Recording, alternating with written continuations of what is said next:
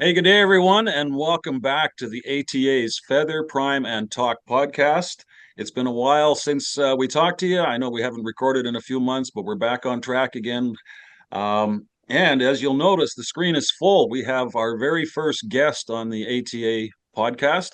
I want to welcome Mr. Tom Bissonnette from the Saskatchewan Association of Automobile Repairs, called SAR. So, Tom, welcome to the podcast. I'm Denis Cloutier, Executive Director of the ATA. And at the bottom, we have Ferd Klassen, our new president of the ATA and owner of Niverville Auto Body, and Norm Bruneau, past president of the ATA now and owner of St. Cloud Auto Body. So we got some real good content for you today. We're going to talk to you a little bit about an estimating course that we're working on with Red River College. Ferd's going to talk to us about that.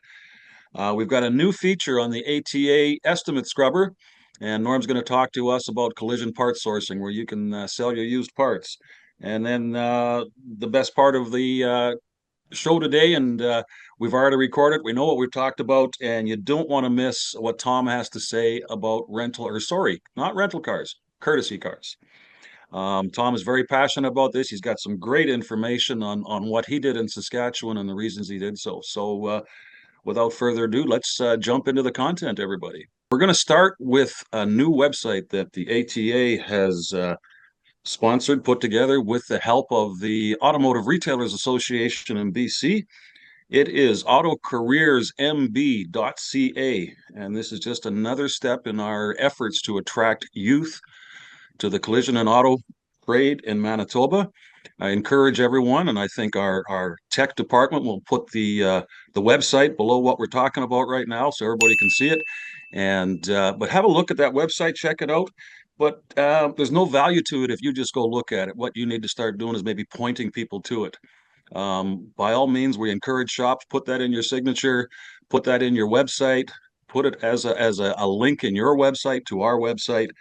And as we progress through this youth attraction effort, when we do events in your community and people want to check out a collision center, having that link on your website, just everything we can do to attract one young person at a time to our trade. It's a long-term project, but it will have an impact. And I just want to remind everybody that we have the VR system still. I am happy to attend any career events. I attend several a year, and some big ones, some small ones. If you want to do a career event at your shop, I'm happy to help you walk through that, how to set that up, how to reach out to the school and come and help you put that together. So that's our new careers website. Again, it's www.autocareersmb.ca. Feel free to go check it out. Next on the list, I'm going to get Ferd to just talk to us a little bit about an estimating course that we're working with Red River College on. Go ahead, Ferd. Yeah, it's something that we're quite excited about. One of the things, along with all the other voids in people's shops these days, as far as techs and painters, collision repair techs, estimator seems to be an issue to attract. And together with Red River College, Polytechnic, and MPI and Mitchell and the ATA, they're in conversations on how and what would be involved to create an estimating course. So the ATA does have a small working group put together of numerous shop managers and owners that are putting in some input into seeing what that program would look like. We don't really have any dates set as to when something like that is going to fly.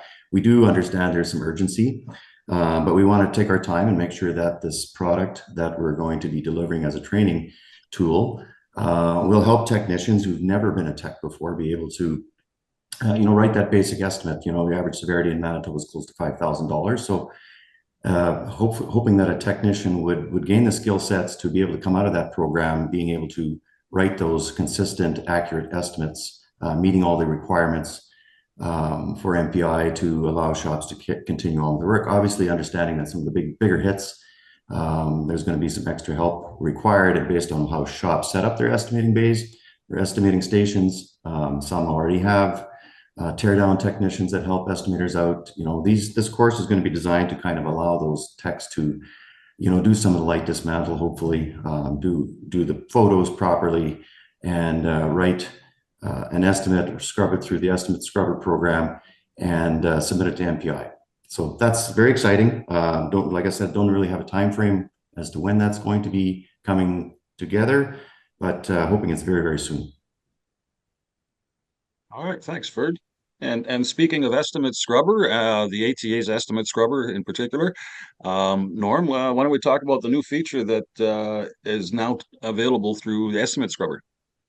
Yeah, thanks, Dennis. We launched a few months back the collision part source platform right in the available right through the estimate scrubber. So this is a free add-on that we've been working on for a little bit, just allowing shops to list, buy and sell any parts that they may have. So we're trying to focus in on some of those problematic areas, whether it's not being a non-returnable part. Also trying to solve some problems where you may use a rocker section on a whole side aperture.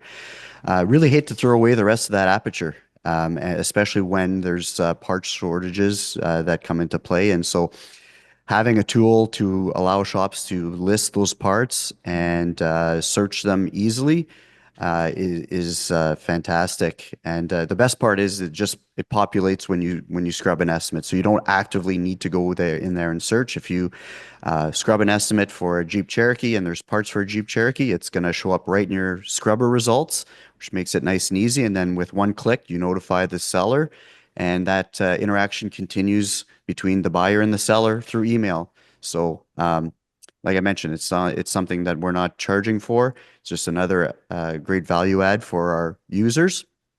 And as of early February already, we had over 500 parts listed in Manitoba alone.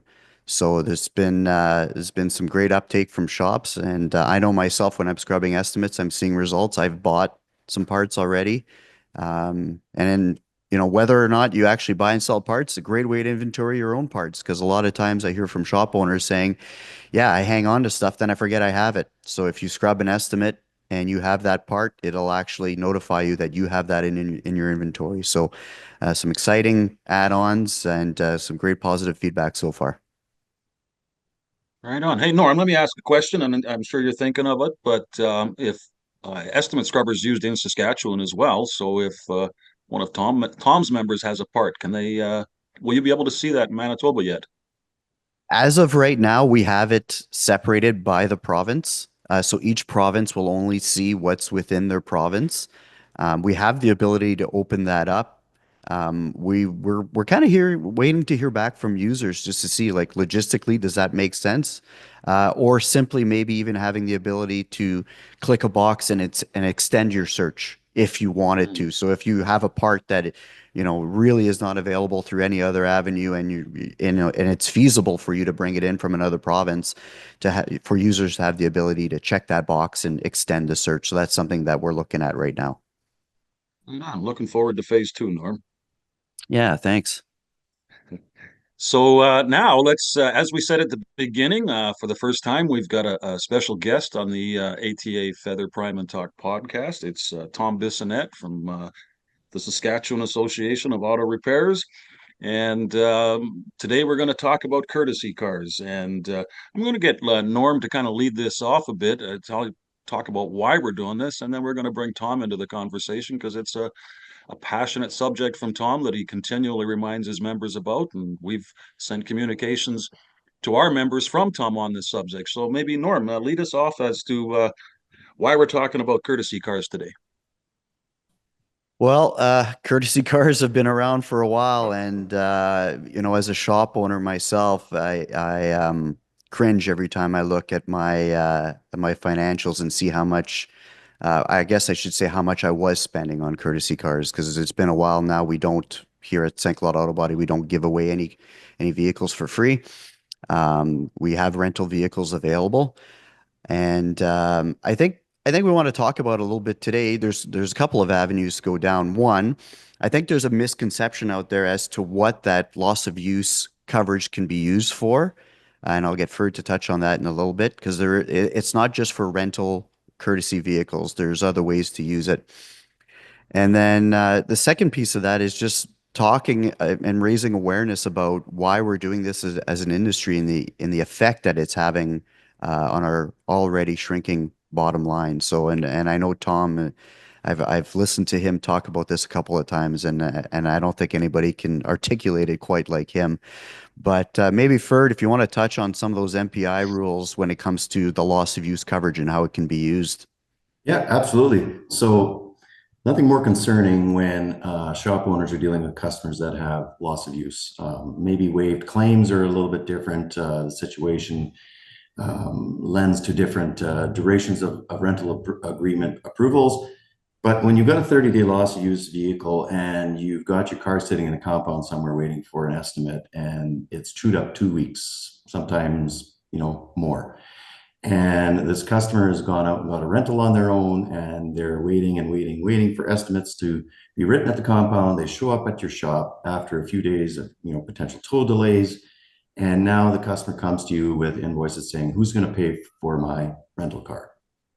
Okay, so then you hear, well, customers come back, they've used your rental. Well, it's at my driveway for most of the time that I had it. So, they're seeing overages as well. So there's multiple different ways that people are not using their 30 days or their dollar value for the 30 days in a sufficient way to extend them throughout the duration of the estimate, to the tow end, to the repair, to the keys to keys cycle that we talk about in the trade. So maybe potentially MPI might be explaining it to customers. Maybe they're not. Maybe customers aren't hearing it.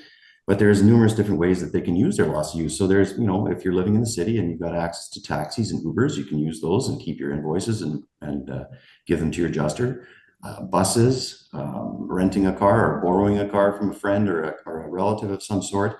And there's fuel charges. MPI will consider a lot of those different things. So if customers don't know this, and my place isn't an exception, we sometimes don't communicate to our customers properly either. But like I said, it's super frustrating when the customer comes back and that car has sat in their driveway the whole time they've had it, and now they've used the car numerous times, of course, but not to the extent that they could have. Or maybe bring the car back if you're going to use it for a weekend, bring it back on a Monday, pick it up again on a Wednesday, Thursday. You've eliminated a couple of days from that 30 days. So maybe some education on our part, maybe some better education on MPI's part would help people to, conscientiously use their allotment to their advantage. So Yeah, and one piece is that I think a lot of people might not realize that we always say 30 days loss of use, but it's actually a dollar amount. yes, And the 30 days is just where you end up when you work the math backwards on the dollar amount rental for a vehicle for a day. So if you're using less than what they've allotted for a rental vehicle, i.e. by using the bus or an Uber or whatever, you can have longer than 30 days. So it all comes down to that dollar amount. it's the days that you've actually used a loss of use vehicle. So bus fare, cab fare, Uber fare, I mean, you can use it for many, many, many, many trips and still not use up the dollar value that you've been allotted. So the 30 days, if your repair goes into 45 and 60 days, quite often, if you're using it correctly and budgeting your allotment to you, you should have no issue. But when you're going and renting a car, the day after your loss, and like I said, it gets towed to a compound and you're waiting for an estimate, you're waiting for it to get towed to the shop needs to do a reassessment on it. Before your repairs have started, your 30 days are up, or your dollar value is up if you've got to rent a car. So a lot of shops are being pressured into courtesy cars. And there's many, many shops that are going away from courtesy cars, as Tom will explain. There is really a push in the industry to get away from free courtesy cars.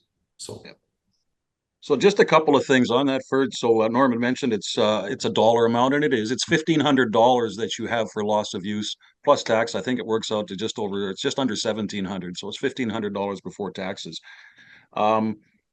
I don't think, Ferd, we can use it for gasoline if we borrow a car. I don't know that the MPI listens to our podcasts, and they'll correct us on that, but I'm pretty sure that that's not the case.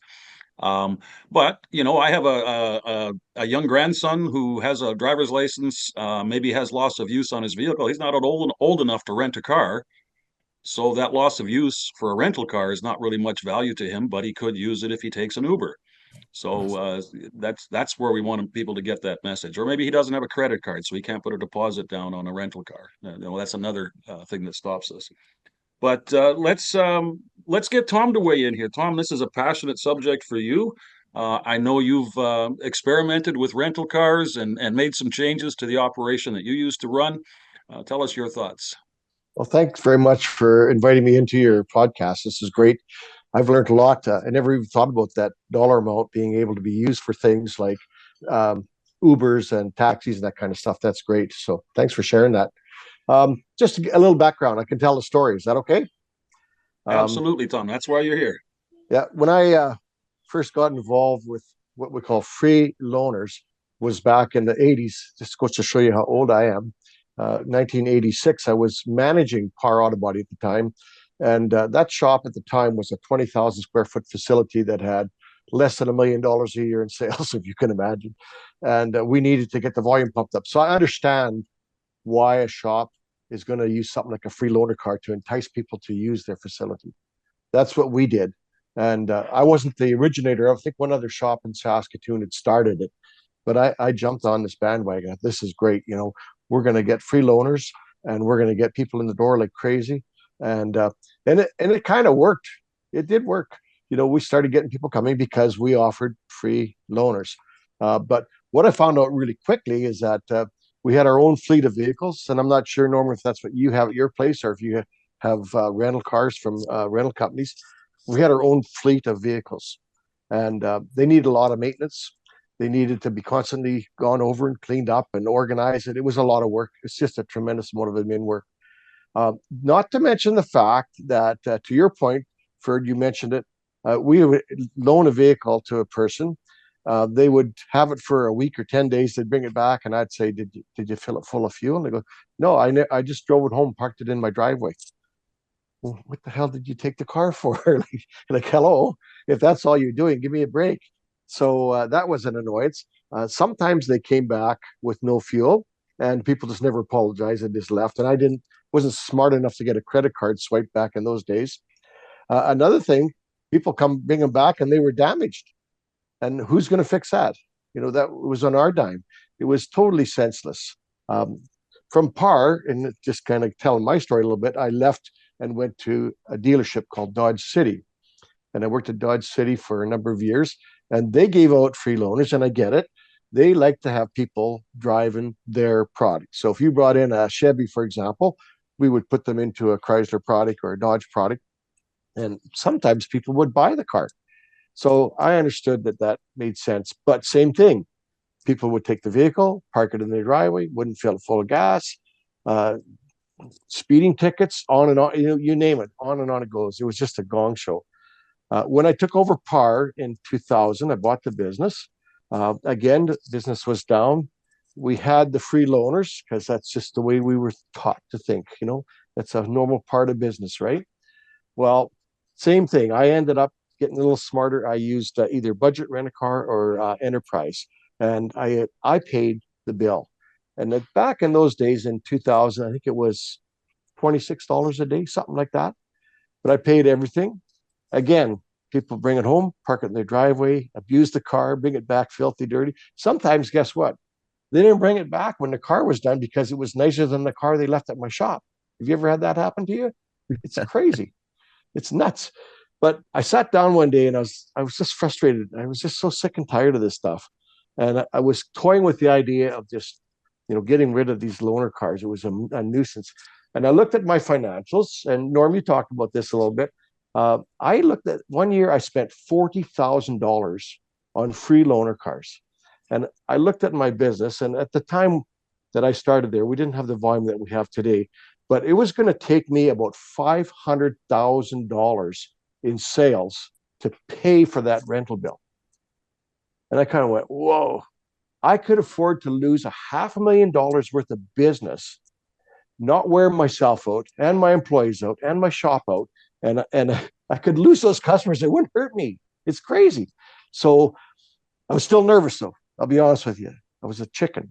So I started off with $10 a day is what I charge people. Wow, $10 a day for a brand new loaner car. You know what I found out?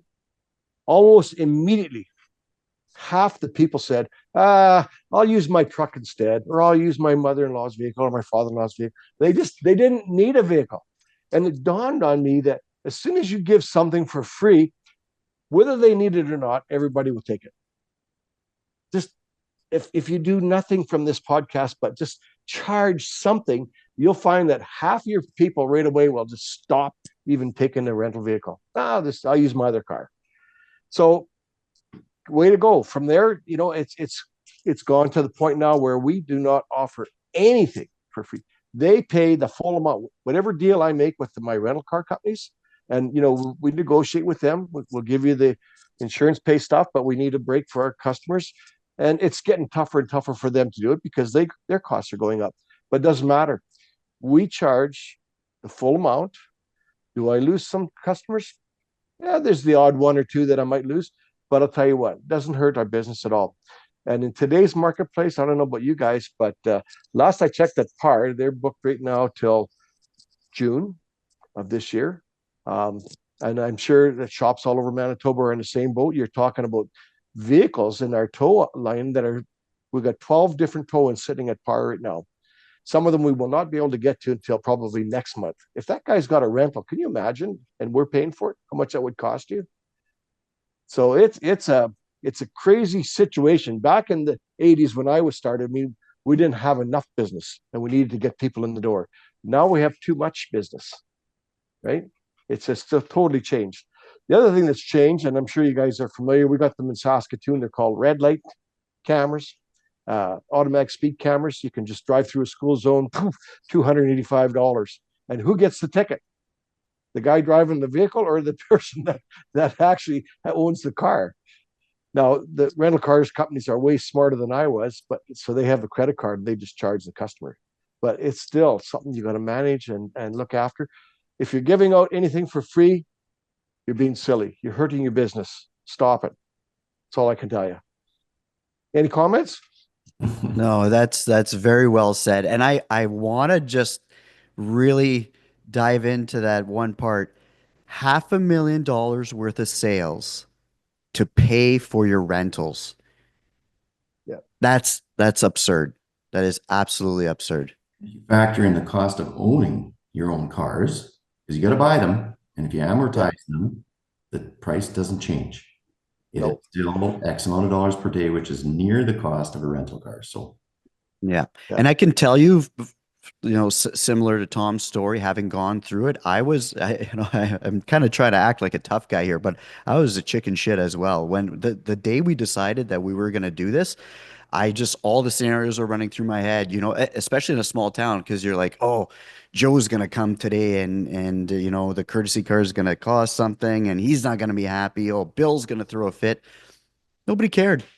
Nobody cared. They're going to use, like you said, they're going to use their other vehicle, or they're going to, borrow Aunt Janet's Equinox. There's always something. And those who actually need it, it's not a huge amount to pay for a vehicle, and it just reinforces for customers to get that loss of use, because what they're paying for that loss of use product, it covered. You'll pay that off in the first couple of days of your rental.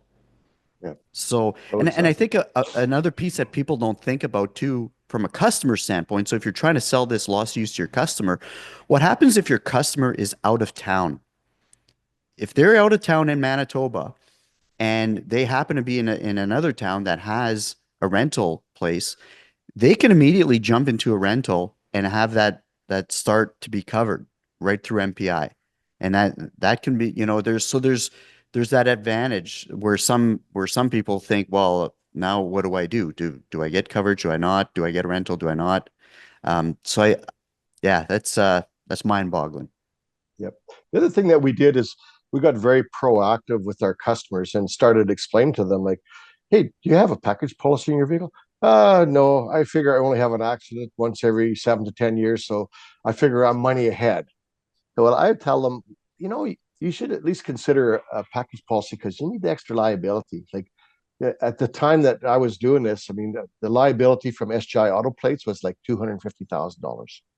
Well, if you hurt somebody or you did something really stupid, $250,000 you're going to cover very much. You need like millions. Just imagine if you had a John Eagle incident and you needed 42 million, right? But so that's the other thing is that whole insurance and liability issues. Like you got to make sure you got that covered. And with the auto pack that we have in Saskatchewan, if a customer has that, you can buy what they call a mini pack and get the auto pack coverage. If you hit a deer on the highway, especially you guys out in the country, there's a lot of your business comes from animal hits, right? Well, if you got an auto pack, it automatically in Saskatchewan gives you the rental coverage. And I'm not sure if MPI is the same. You guys can add to that, but in my province, automatic, you get a free vehicle, and it doesn't cost a whole lot of money to do that. I think the auto pack coverage we have for rental or replacement cost vehicle is like less than $50 a year here in Saskatchewan. It's insane. It's Extra liability. Yeah. Sorry? The loss of use package in Manitoba is fairly cheap. It's very reasonably priced. Yeah. And so you need to encourage and educate your customers and say, look, do you need a car to live? Yeah, of course I do. Well, then don't count on me. You should look after yourself and get your auto pack so that you do have loss of use coverage. So that's one key thing you can do. But keep in mind, as soon as you, and especially we have a lot of shops out in the rural areas as well. So they don't have access to Enterprise or Hertz or anybody like that. They got to have their own vehicles. And like you said, Ferd, it gets pretty expensive. It works out probably the same, maybe even more. But the insurance and liability issues with your cars being on the road, if you've got a fleet of a dozen cars, say for example, one of them gets into an accident, it affects your whole fleet. That I'm sure if you start down and figure it out, it's going to cost you more than if you were subrogating that to a rental car company. It's crazy. Not to mention the mental and upkeep cost. Do you have a full-time mechanic on staff, Ferd, or you just do it yourself on weekends? Yeah, I do it myself on the weekends. You're right. Yeah. With all your spare time. Yeah. Yeah. A lot of guys do. And you know, when people get something for nothing, I don't care who you are. When you get something for nothing, they misuse it. It's just insane. You know, you and I mean, I get a rental car. I check the friggin' oil in it, for crying out loud. I do. Why? Because that's what my dad taught me. My dad was a mechanic, and I was just used whenever I went on a trip on the road, I always checked the oil, water, windshield washer fluid. It's just the way I was raised. But not everybody's like that. So no, guess most what? people, Tom, if they see, even if the oil light came on, that's a rental. It doesn't matter. Drive it like you stole it, eh? That's right. But yeah. So anyway, there's those things to consider, and you just can't consider that everybody's like you and they care. So most people, and it's not that they don't care, they're just oblivious. They don't understand. They just drive the car and away they go. Not to mention the administrative burden of doing that. It's insane. The amount of time and effort that we put into it, cleaning the cars, it's difficult. So Tom, can I ask you about the culture of our repair industry? And it's not just Manitoba or Saskatchewan, it's probably everywhere else. Do you think that we've done ourselves any favors by continuously giving away cars? Do you think that, the driving public in general has now come to expect it because we've been doing it for so long? Oh, for sure. It's every industry's got its own little oopsies, so to speak. We just recently signed a deal, by the way, with the glass industry in Saskatchewan. They used to have their own separate organization. Now they've come in under the umbrella of SAR. So we have body shops, paint and stent repair companies, and now glass companies under our umbrella. And guess what I found as I'm talking to these guys? It's the same thing, They used to just waive the deductible because they made so much money on the NAGS pricing of the glass, right? Their labor rate, I don't know what it is in Manitoba, but in Saskatchewan, it's like $54 an hour to install a windshield. How could you live on $54 an hour if you're paying a guy $30 an hour to do it? But they, through their own silliness, they made enough money on the glass, they could waive that stuff and they don't worry about the labor rate. Well, today, instead of having a crate full of 30 windshields for a Chevy truck arrive at their shop, they've got to have 12 different part numbers of trucks or of windshields for that truck. It's totally changed the whole marketplace. Now they can't make the money these. Now they have things called replacement cost insurance. So they got to go to the dealer and buy glass, and they don't have relationships with the dealer, so they don't get a discount. They're in big trouble. They get it to themselves. And you're right to your point there, Ferd. When you give away stuff for free and you go to the insurance company with the other hand and say, "I need more money," they just go, "Are you stupid?" Well, it is a culture change. I mean, we need, I'll call it trailblazers if you like, but we need people, we need shops to start trying to change the culture. We really do. I mean, I'll tell you, I have my car in for repairs right now, but it's all mechanical repairs. That bill's going to be about $5,000, $6,000. I didn't get a rental car when I take my car to a mechanic. The only expectation people have for a free rental car or a courtesy car is when they get into a collision. So we need to do what we can to change that expectation from the customer. And if you're a rural shop and you feel you have to have rental cars or courtesy cars because the enterprise is too far away, that doesn't mean you have to give them away. We can work on this change. You don't have to Yeah. give them away for free. So listen, I appreciate Tom coming on. I know how passionate you are for this, and we'll get all our members hearing what Tom has to say. So thanks again, Tom, for attending. Just before we close off, I just want to remind everybody we've got two things. We've got the President's Ball coming up April 26th, and we get to recognize our new president, Ferd, who's stepping into the role after Norm. So that's April 26th. I think our tickets are about 70% sold already. So there's still tickets available, but they are going quick. I check every day, and every day we're selling more tickets. Last thing I want to talk about is just a little, cross podcast promotion. Norm has another podcast. He's kind of moonlighting on us. Since he stopped being president of the ATA, he had a whole bunch of free time on his hands, so he started a second podcast. Norm, tell us about Beyond Repair. Yeah, so it's a podcast as you mentioned called Beyond Repair, crashing the conversation, and a little bit different than the Feather Prime and Talk podcast, as we have people from BC, a shop from BC, a shop from Alberta, and so we touch on a lot of subjects a little bit broader to the repair industry, and it's a great group of guys, and the conversation is pretty comical most of the time. But we're only a few episodes into it, but we're getting a lot of great feedback, and we're getting into some topics that maybe a little risque for it's stuff we deal with every day as shop owners, but not necessarily something that gets talked about a lot. So our goal is just to simply get people talking. I don't know, I think we talked about on our first podcast. I don't know why shop owners hold their cards so close to their chests all the time.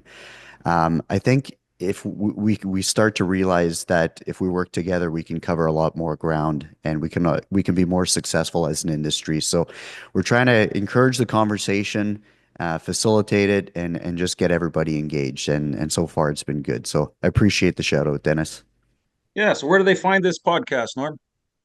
We're on Spotify and on YouTube, YouTube Music, or the regular YouTube platform.